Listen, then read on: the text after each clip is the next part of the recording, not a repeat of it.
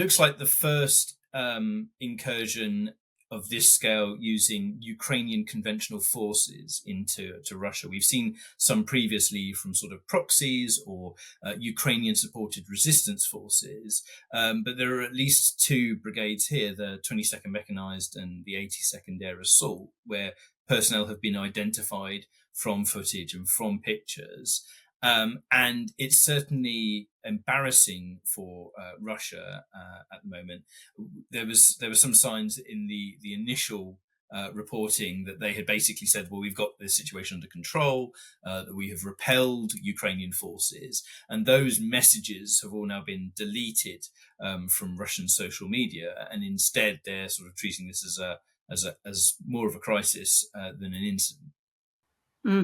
Major General Mick Ryan, who he often commentates on Frontline, has written an early assessment of the situation, and he talks about this multi-brigade operation with these quality brigades, the 22nd Mechanized Brigade and the 82nd Air Assault Brigade. I mean, if this is true, and if there are more to come, it's pointing to something quite different, isn't it?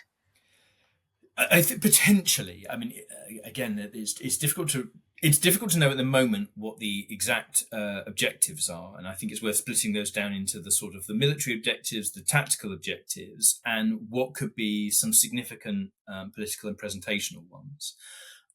On the ground, there are a number of potential explanations for what this is intended to do. I mean, it could be just an opportunity that opened up to go on to, conduct a counterattack, go on to the offensive, capture some prisoners of war for a later prisoner exchange. It could be linked to operations that are going on elsewhere that we don't know about or that are about to be launched. So, for example, there is some suggestion that there are lines of communication and supply lines that are going to the Russian forces that are on the Ukrainian side of the border around Kharkiv, and that if this operation proceeded far enough, it could threaten those sufficiently to cause them to draw back. It doesn't seem likely that Kursk itself, or for example, Kursk nuclear power station, are the targets, because some of those are 50 kilometers or more in. And that would be quite risky to insert Ukrainian forces and then try and sustain them inside Russian territory in the face of an inevitable Russia counterattack. But politically and presentationally, there's a couple of potential big wins here, depending on how this goes. And that's, first of all, a boost to Ukrainian morale, given that they've had quite a difficult year, and also showing to international backers that the Ukrainians are still in the fight. And that's particularly important with the US elections coming up.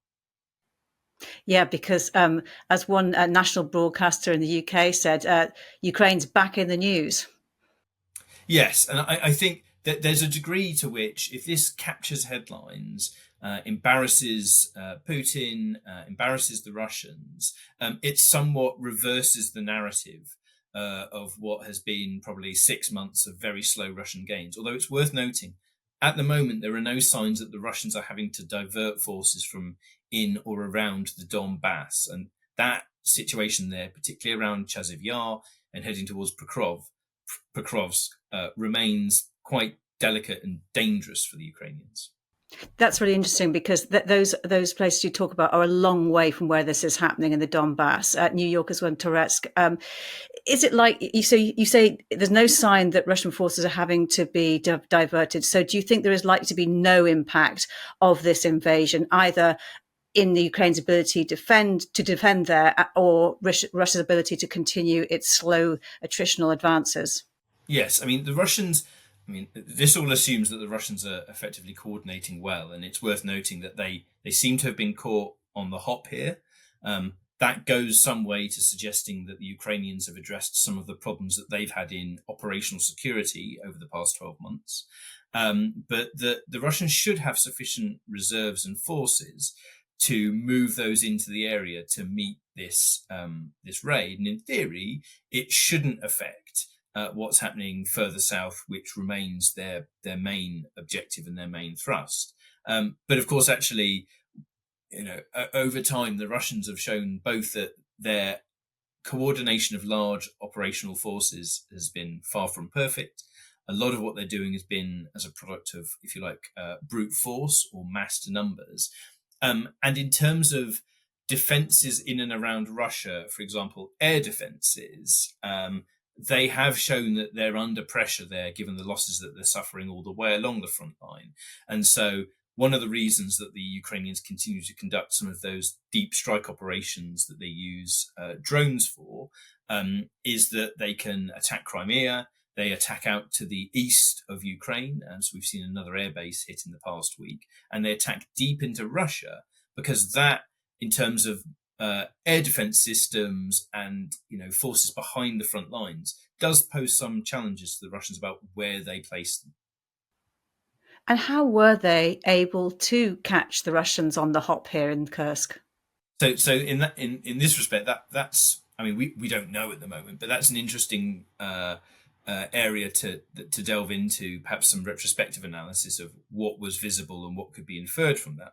Because up until now, what we've been seeing is actually an increase in the level of surveillance that is possible over the battlefield. The Russians in particular have got a lot of small surveillance drones, and they have the upper hand at the moment in terms of what we call the transparency of the battlefield. And that's down to the fact that they are able to put so many over the battlefield that the Ukrainians are having to face difficult decisions about where and how they use their own ground-based air defenses. A lot of the really big systems with long ranges are needed to protect critical infrastructure and cities like Kyiv. And also it would be too expensive to use Patriots to take down medium-sized surveillance drones, let alone the very small loitering ones that the Russians use. And in this attack, they are using highly mobile mechanized forces, a surprise, as we talked about, backed up with significant air defenses. The Institute for the Study of War, in its assessment on the 7th of August, it points to geolocated footage of the 6th and 7th, showing Ukrainian armored vehicles advancing about 10 kilometers from the international border, with Ukrainian forces penetrating at least 2 Russian defensive lines and a stronghold. What can you tell us about the direction of the attack and why they've managed to cross, and how they've managed to cross those defensive lines with apparent ease?